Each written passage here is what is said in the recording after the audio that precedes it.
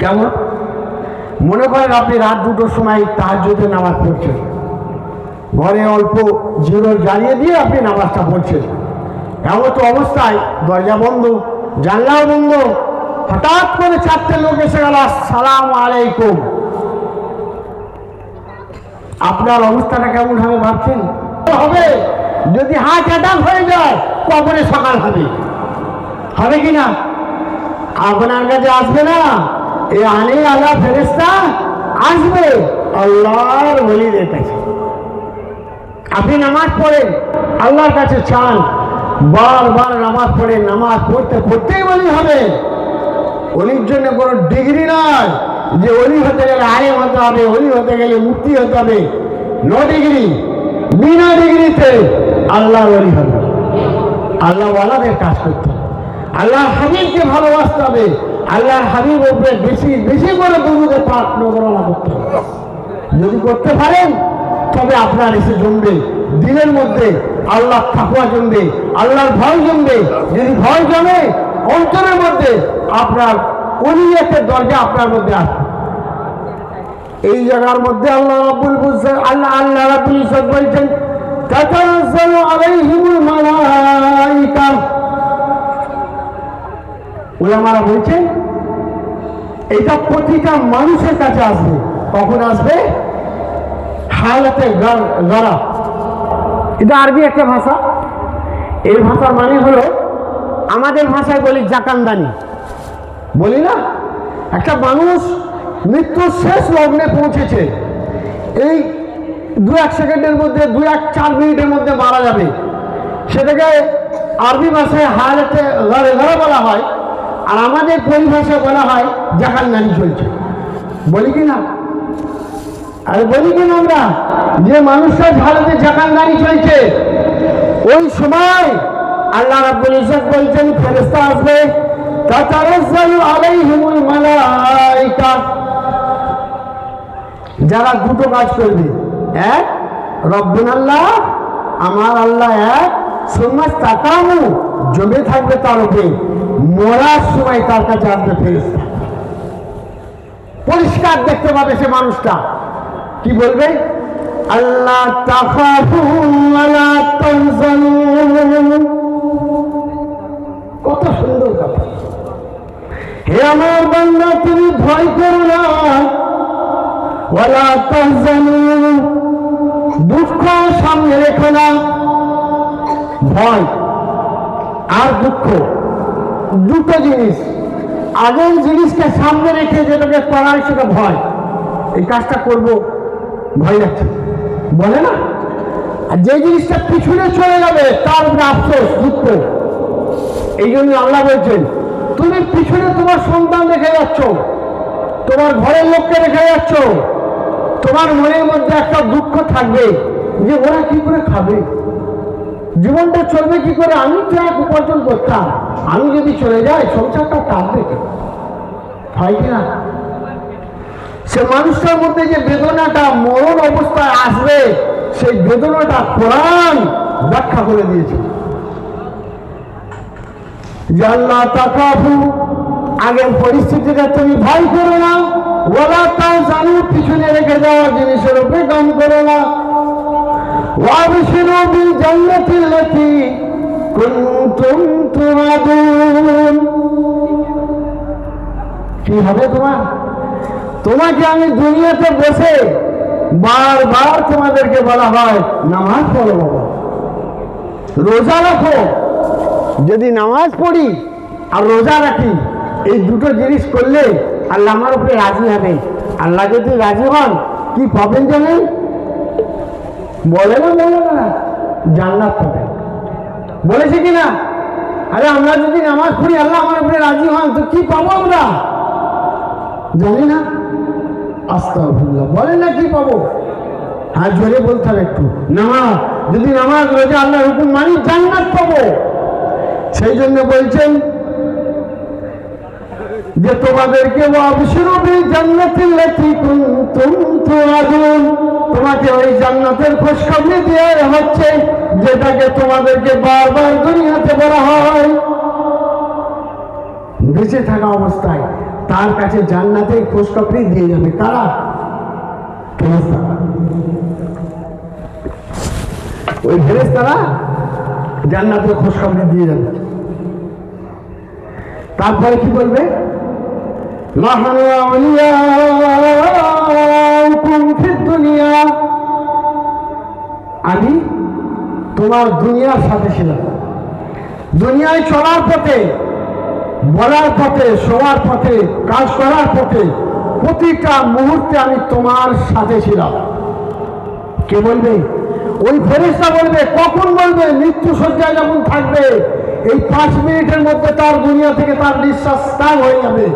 সেই সময় ওই মানুষের কাছে কোরআন বলছে, ওই ফেরেশতাগুলো এসে এই কথাগুলো শোনাবে। নানু আউলিয়াকুম ফিল হায়াতিদ দুনিয়া ওয়া ফিল আখিরাহ, দুনিয়ায় তোমার সাথে ছিলাম আর আখিরাতেও তোমার সাথে থাকবো। বলুন সুবহানাল্লাহ। বলবেন না? জোরে বলবেন সুবহানাল্লাহ। সেই জন্য ভাই আমার, আমাদেরকে আমল করতে হবে। এমন আমল করে যাব, আমার মরণের সময় কোরআন যে হাদিসটা, যে কোরআন বাণীটা বলছেন, এই বাণীটা যেন আমার কাছে ফেরেশতা এসে শুনিয়ে দেয়। বলে দেওয়ার পরে কি বলবেন? যে আমি তোমাদের দুনিয়ার সাথে ছিলাম আর দুনিয়ার পরেও তোমার সাথে থাকবো। নাহনু আউলিয়াকুম ফিল হায়াতিদ দুনিয়া ওয়া ফিল আখিরাহ ওয়া লাকুম ফিহা তাশতাহি আনফুসুকুম ওয়া লাকুম ফিহা মা তাদউন। তোমাকে নিয়ে যাব আমি আগে, যাওয়ার পর এই খবর, মৃত্যুর পর দুনিয়া থেকে প্রথম হলো কবর। কবর হলো বেরিয়া, দুনিয়া এবং আখেরাতের মধ্যখানের একটা পাঠ। এর পরের পাঠ থেকে আমি তোমাকে নিয়ে যাব রাস্তায়, মাহশারের ময়দানে নিয়ে যাব।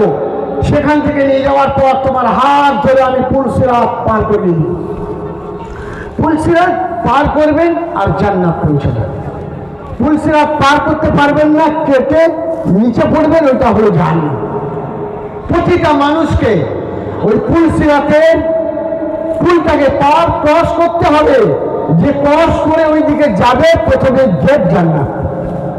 যদি না পারেন, ওখানে পড়বেন, ওইটাই হলো জাহান্নাম। তারপরে বলা হবে যে আমি তোমার সাথে থাকার পর তোমাকে জান্নাতে পর্যন্ত পৌঁছে দেব, আর সে জান্নাতে তুমি যা চাইবে তাই পাবে। মা তাশতাহি আনফুসুকুম, তোমার মনে যা চাইবে তুমি তাই পাবে।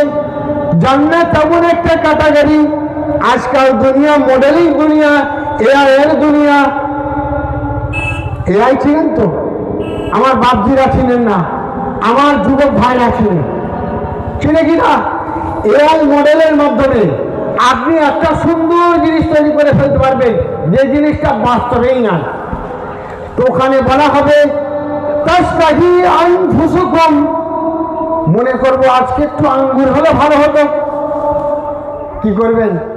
শুধু আপনার মনে আসবে একটু আঙ্গুর হলে ভালো হতো, সঙ্গে সঙ্গে আপনার কাছে আঙ্গুর চলে আসবে। বলুন সুবহানাল্লাহ। কোথায় এটা? জান্নাতে। এই যে এআই না, এরা আজকাল আমরা বুঝতে পারছি, যত দুনিয়া আগে উন্নতি করছে, কোরআন এবং হাদিসের মুফাসসিরিনরা তার তথ্যগুলো সঠিকভাবে ফুলে উঠছে। যত দুনিয়া আগে বাড়ছে, কোরআন এবং হাদিসের ব্যাখ্যা করতে ওলামাদের আরো সুন্দরভাবে মানুষকে বুঝাতে আমাদের সহজ হচ্ছে। তো তার মন চাইবে আজকে আমার ভালো রকম বিরিয়ানি হলে একটা ভালো হতো। বিরিয়ানি রেডি, শুধু মুখে বলা, মনের মধ্যে আবেগ তোলা, আল্লাহ রাব্বুল ইজ্জত সঙ্গে সঙ্গে পাঠিয়ে দিবে। তাশতাহি আনফুসুকুম, যা চাইবে তাই পাবে।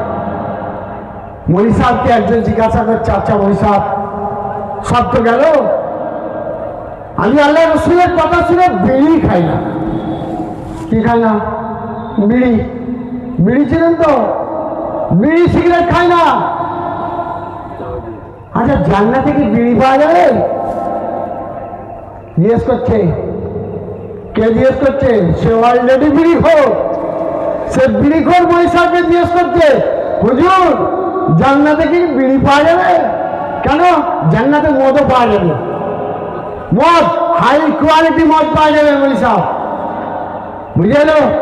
এই যে এসব নানা রকম সব মদ আছে, এইসব মদ নয়, হাই কোয়ালিটি মদ পাওয়া যাবে, বিড়িও পাওয়া যাবে। হুজুর বলছেন বাবা বিড়ি পাওয়া যাবে, কিন্তু বিড়ি ধরাতে গেলে জাহান্নামে যেতে হবে। কোথায়? আরে জান্নাতে আগুন আছে নাকি? জান্নাতে আগুন আছে? না, জান্নাতে আগুন নাই, জাহান্নামে যেতে হবে। তাহলে বিড়ি যদি আপনি খেতে চান, আপনাকে সাইড ক্রস নিতে হবে, ব্যাক লাইনে যেতে হবে, জাহান্নামে যান, বিড়িটা ধরিয়ে আবার আসেন। ভাই আমার বলার উদ্দেশ্য একটা, যে আল্লাহ তাআলা এই মরণ অবস্থায়, মরণ সজ্জা অবস্থায় সেই মানুষটাকে খুশখবরি দিয়ে যাবে। কিন্তু এই উম্মতের বড় মরণ 3 ক্যাটাগরিতে হয়। কয় ক্যাটাগরি? 3 ক্যাটাগরি। একটা মানুষ রাস্তায় যাচ্ছে, একটা লরি এসে স্পট ডেট করে দিয়ে চলে গেল, মরে কি না? মারা যায় অ্যাক্সিডেন্টে। মানুষটা ঘরে আছে, হঠাৎ চলতে চলতে বুকে লাগলো হার্ট অ্যাটাক। কি বলবে? Heart attack. আমার হাবিবের আম্মা যান দুনিয়া থেকে গেছেন, আজ উলামারা বলছেন ওটা হার্ট অ্যাটাক ছিল। স্বচ্ছভাবে নানির ঘর, আল্লাহ রসুল নানির ঘর গেছিলেন কোথায়? মদিনা। আমার রসুলের নানির ঘর কোথায় জানি আমরা? জানি না। আস্তাগফিরুল্লাহ। বলেন কোথায়? মদিনা শরীফ। আল্লাহ রসুলের মামার ঘর কোথায়? মদিনা শরীফ। আল্লাহ রসুল যখন 6 বছর বয়স, আল্লাহ রসুল মা আমিনা সাথে করে নিয়ে বাবার নিজের দেশে গেছিলেন আপনার সাথে, মায়ের সাথে দেখা করতে। সেটা হলো মদিনা। মক্কা থেকে মদিনা প্রায় 400 থেকে 500 কিলোমিটার দূর। সেখান থেকে যাওয়ার জন্য বাইক ছিল না, ট্রেন ছিল না, বুলেটও ছিল না, আর হাওয়াই জাহাজও ছিল না। এই পায়ে হেঁটে আল্লাহ রসুল ফিরার পথে আবওয়া নামে একটা স্থান, যিনারা হজ ফাঁকে গেছেন, যিনাদেরকে আল্লাহ কবুল করেছেন, রওজা আব্বাস জিয়ারত করা তিনারা দেখেছেন, জিয়ারত করে আসবেন সে আবওয়া স্থানটা। এটা পাহাড়ে ওঠে। আল্লাহ রসুলের আম্মা জানেন সেখানে খবর আছে। ওখানে চলার পথে হঠাৎ করে ব্যথা লেগেছে, ব্যথা লাগার পর ওখানে বসেছে আর মারা গেছে। সেটা ছিল কি? আজ মুফাসসিরিনরা বলছেন ওটা হার্ট অ্যাটাক। তাহলে আমার উম্মতের মতো মৃত্যু কটা? 1 অ্যাক্সিডেন্ট, 2 হঠাৎ করে এখানে বিনা অ্যাক্সিডেন্টে মারা গেল, 3 সে মানুষটা কষ্ট পেয়ে, রোগ হয়েছে, বড় কষ্ট পেয়ে ডাক্তার দেখিয়ে ভীষণ সজ্জা অবস্থায় আস্তে আস্তে মারা গেল। যায় কি না? এই 3 অবস্থায় যারা হঠাৎ করে মারা গেল তাদের বিষয়ে এইটা, যারা হার্ট অ্যাটাক করে মারা গেল তাদের বিষয় এটা, আর যারা ভীষণ সজ্জা অবস্থায় আছে, কষ্ট পাচ্ছে, বড় কষ্ট পেয়েছে, আর চায়ের দোকানে বসে বসে আমার বাপজিরা গল্প করে বলছে যে ওই বেটা লোকের আল কেটেছিল বড়, সেই জন্য কষ্ট পাচ্ছে, বলে না? ও ভীষণ সজ্জায় বড় কষ্ট পাচ্ছে, বলছো বড় লোকের জমি মেরেছিল, তার টাকা মেরেছিল, নানা রকম তার কথা ওই দোকানটা আছে বসে বসে বলবে। ভাই আমার হাবিব বলেন, যখন কোনো মানুষ মারা যায়, মারা যাওয়ার পূর্বে সে যদি গুনাহগার হয়ে থাকে, সে যতদিন দুনিয়ার মধ্যে কষ্ট কষ্ট কষ্ট করে করে যাবে, আল্লাহ রাব্বুল ইজ্জত তার কষ্টটা হালকা করবেন। কষ্ট যত পাবে তার গুনাহ হালকা হবে, কষ্ট যত পাবে গুনাহ তার হালকা হতে থাকবে। বলুন সুবহানাল্লাহ। যত কষ্ট পাবে তার গুনাহ মাফ হবে। আর একটা মানুষ বড় আল্লাহওয়ালা মনীষা মানুষ, 5 ওয়াক্ত নামাজ পড়াতেন, মসজিদে ইমামতি করেছেন, গ্রামের কোনো মানুষ আঙুল তুলে তার দিকে কথা বলে না, সেও কষ্ট করে মরছে, মনে কিনা? আরে মনে কিনা? তাহলে তার বিষয়ে কি বলবেন? আল্লাহ রাসূল বলছেন, যদি মানুষটা গুনাহগার হয়, গুনাহ অবস্থায় তার এই অবস্থাতে তার গুনাহটা মাফ হবে। যদি সে নেককার মানুষ হয় তাহলে তার কষ্টটা আল্লাহ রাব্বুল ইজ্জত দুনিয়াতে তার যত কষ্ট হবে তার জান্নাতে আল্লাহ রাব্বুল ইজ্জত মাকাম বুলন্দ করবেন। বলুন সুবহানাল্লাহ। ভাইরা আমার, এই মৃত্যু তিন প্রকার অবস্থায় সংবাদ ফেরেশতারা দিয়ে যাবে, দেওয়ার পর এই জান্নাতের মধ্যে তাকে পৌঁছে দেবে।